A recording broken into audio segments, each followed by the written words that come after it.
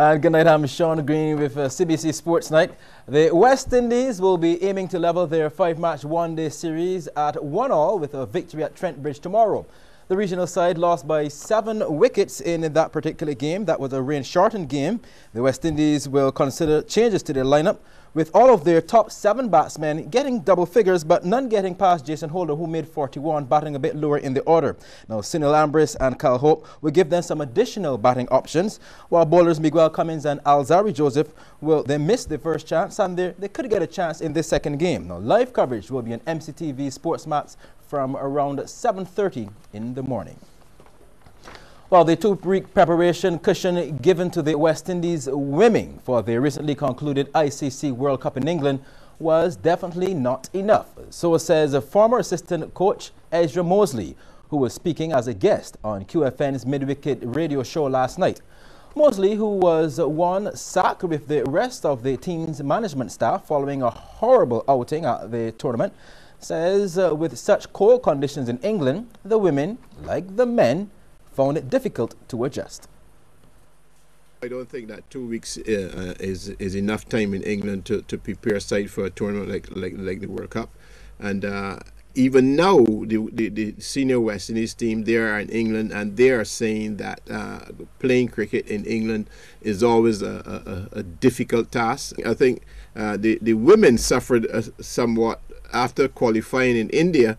They didn't play any competitive cricket until they went back to England, other than the tournament in St. Vincent.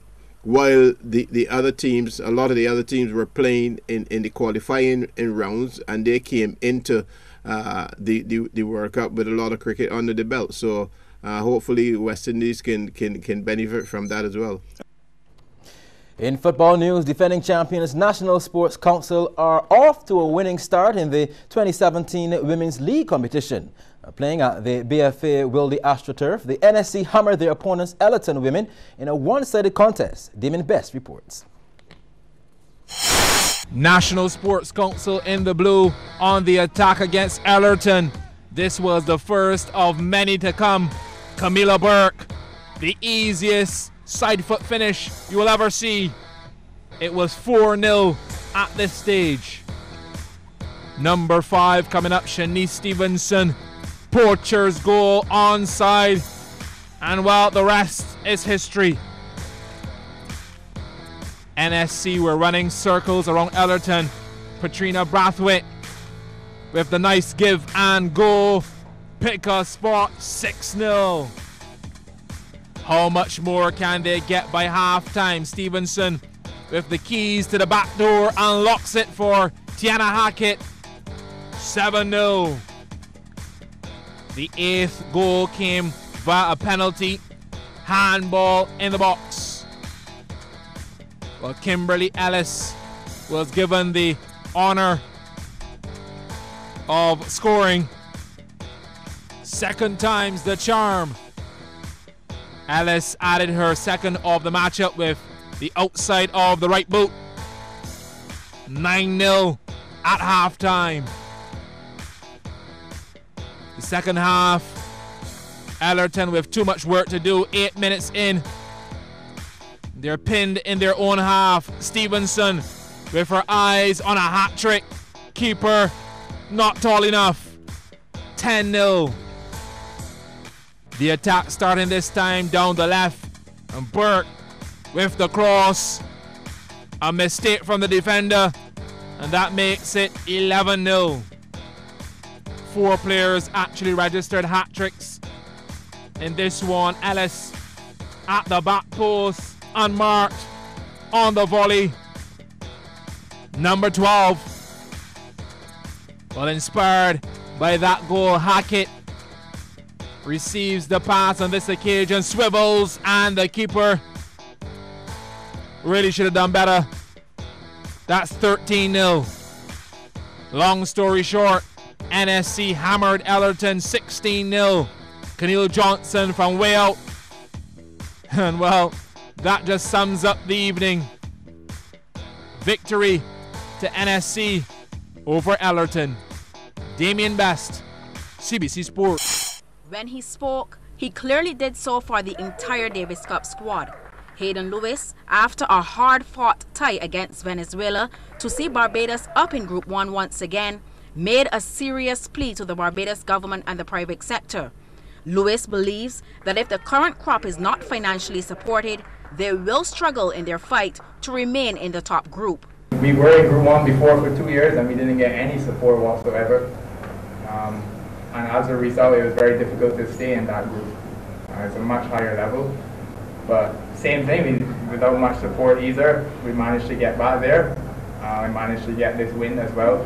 And it just shows that we belong in that group. But to be realistic, we're not going to stay in that group very long if we don't get the support we need. I mean, Darian is playing that kind of tennis, but I have the ability to be there, but I need the support and stuff to stay up there and be playing consistently. If not, because we're going to be playing against countries like Argentina and Brazil. Brazil has the #1 doubles team in the world. Argentina has their potro, so you can only imagine the kind of level that we're playing against. So it just comes down to that. I hope that people will get more involved, whether it's government or corporate Barbados and stuff like that, and really supporting this team because, I mean, we've done tremendously well, especially to prove a point that we got to Group 1 and that it wasn't a fluke and that we managed to get back there again. I hope it makes a difference from this point on. The Barbados #2 seed also added that the need to keep the interest in the sport is a necessity. Darian's results at US Open definitely should elevate it. It makes a huge deal for all the kids that they're able to come and watch this kind of tennis when you're little, being a ball kid and stuff, and have older players from your country that you can look up to and see them compete. It makes it in a way that they could actually believe that it is possible and that tennis isn't just something that you watch on TV. So I really hope that it does elevate tennis, because then at the end of the day, I mean, I love it. I love to compete. I love to compete with Barbados. Darian does. All the team does. But at the end of the day, if others don't get involved, the ones that can make a difference financially for the sport, it feels like you're just doing this for nothing. And it would be sad to see this moment of this generation of tennis that we have. It's not going to be here forever. And it would be sad that when it's finished, there's nothing to follow it up. And in an upcoming sports night, we'll have part 2 to Sharapova's memoir as she discusses her guilt of being a drugs cheat. Well, here are some of the events happening in sports tomorrow, Thursday, September 21st. West Indies versus England in the second day and night one-day international at Trent Bridge. Remember, that starts at 7:30 in the morning. Live coverage will be on MCTV Sports Max 1.